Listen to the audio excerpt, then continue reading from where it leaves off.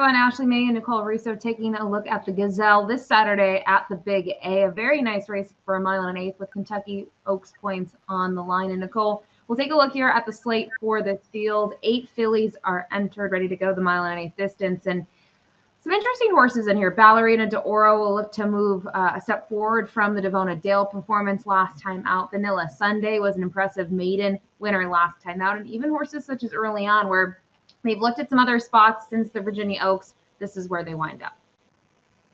Yeah, I think this is a very interesting, well-matched field. Some honest fillies who have knocked at the door a little bit and just kind of not gotten it done yet.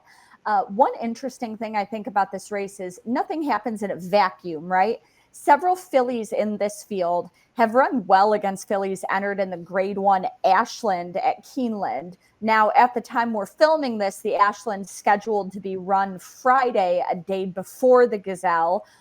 So the potential that you could use what happens in the Ashland to handicap the Gazelle, if the Keeneland schedule changes due to pending severe weather that we're watching, a chance you could use the Gazelle to help you handicap the Ashland.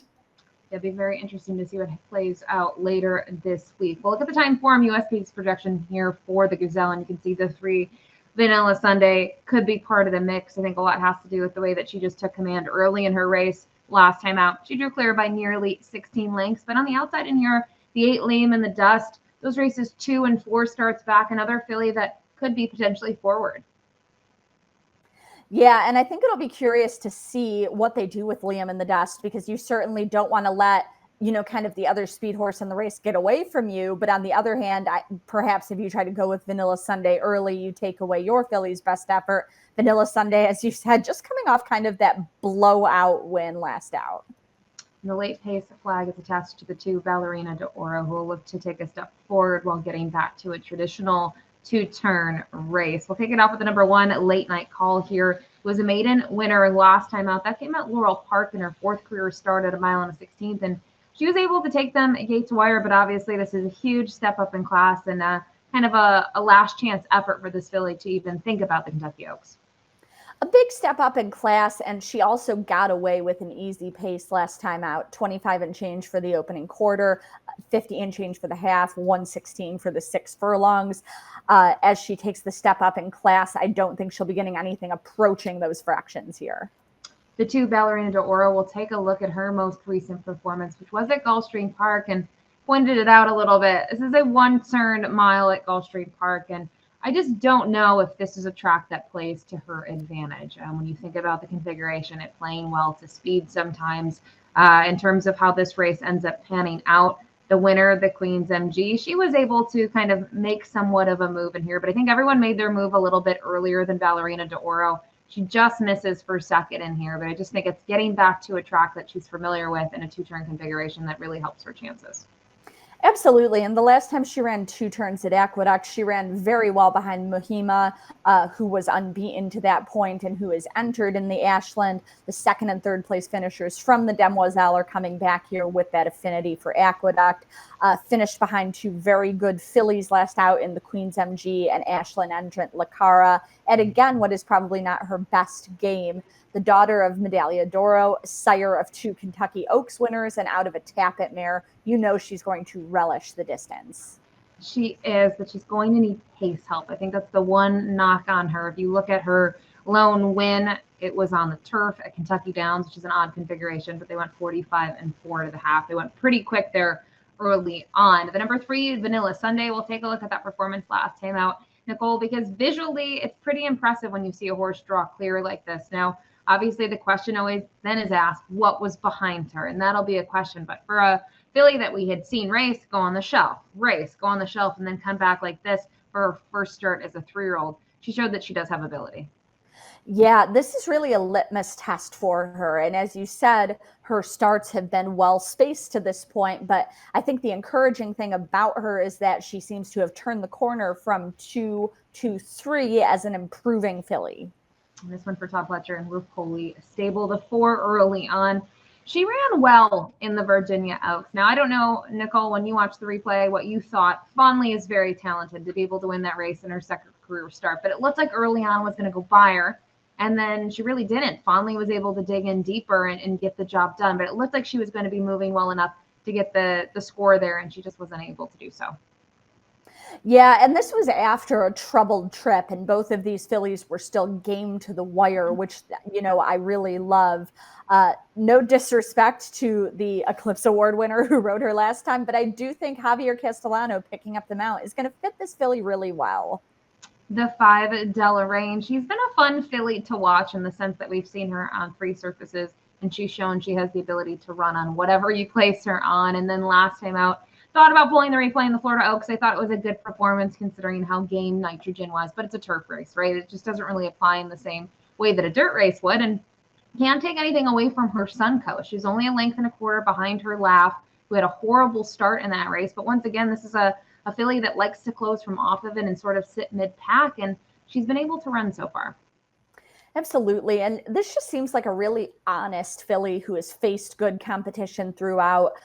Third to Lacara, 2 back, then third on turf, as you mentioned, to Nitrogen, who might be toward the head of the turf 3-year-old fillies right now. Just class competition that she has faced in her stakes starts. And as you would expect from owner breeder Godolphin, this is a stellar family. She's from the family of Breeders' Cup Distaff winner Unbridled Elaine.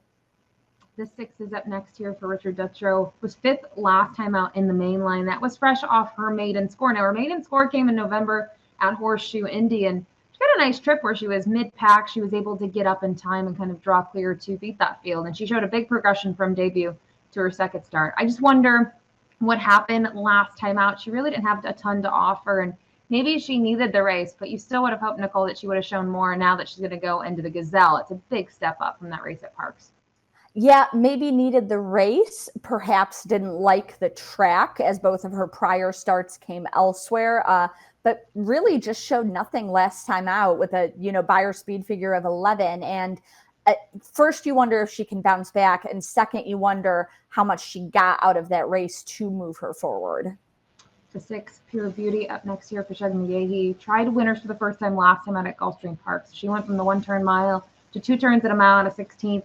She was rolling towards the end. She was able to improve her position and finish third. The winner ended up just racing last weekend at Gulfstream Park. How do you assess her performance? I mean, she did take a pretty big step forward from a figure standpoint, but she only was third best.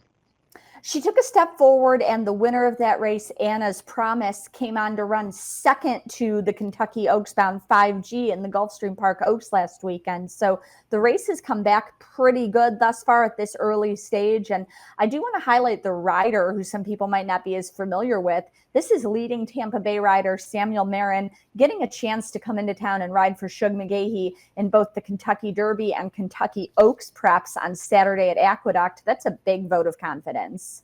Absolutely, and I think the main reason for that is he has ridden a lot for Shug this winter down at Tampa, and they've had a ton of success. So nice to see him be able to go somewhere else with Shug and get a chance at maybe some Kentucky Oaks points with Pure Beauty. Rounding out the field is the 8 Liam in the Dust too.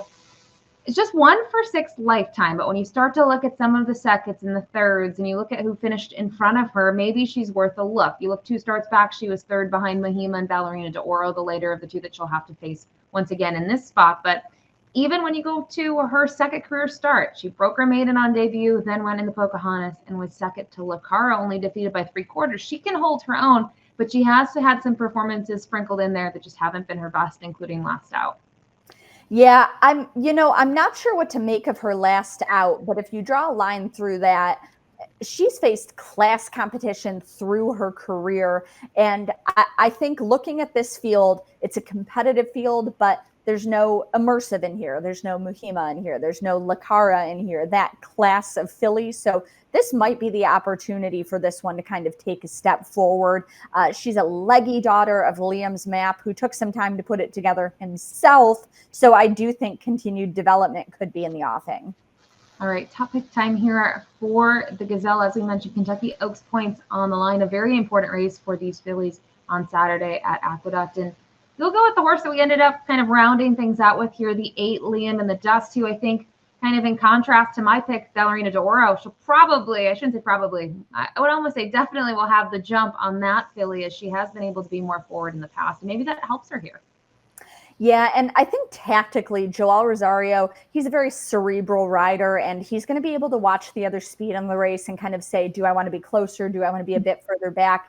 I think she's less tactically vulnerable than Ballerina d'Oro, but I did put those two fillies kind of at the top of the group here, just based on who they have faced in this 3-year-old filly class, thus far. And Deloraine, who, again, another one who has faced nice competition, and I think she's a very honest sort. Yeah, I love Deloraine. I would love to have a barn full of Deloraine just because she tries on any surface, and she's been able to pick up pieces that her odds suggest she shouldn't be doing, right? Especially at 18 and 16 to 1 in her last two. So we both used Deloraine underneath. I go to the two Ballerina d'Oro. By no means, if I was playing a multi sort of race sequence this weekend, would I single her. You said it best. She is pace dependent. We talked about it. Her turf race, her win at Kentucky Downs. It's kind of a weird configuration and it's grass, but I think the more important thing is they went quick enough for her, and she will need to pace in here. I'm not sure she'll get that set up, but she does get back to a track where she has been proven that she can run, certainly at 1 1/8 2 back behind Mahima, who we talked about isn't in the spot, goes to the Ashland. So maybe this is a little bit softer than what Ballerina d'Oro has faced in the past. So 8-5-2-4 for Nicole, 2-3-5-4 for me. Some similarities underneath, but Liam in the dust for Nicole and Ballerina d'Oro for me this Saturday in the Gazelle. Good luck.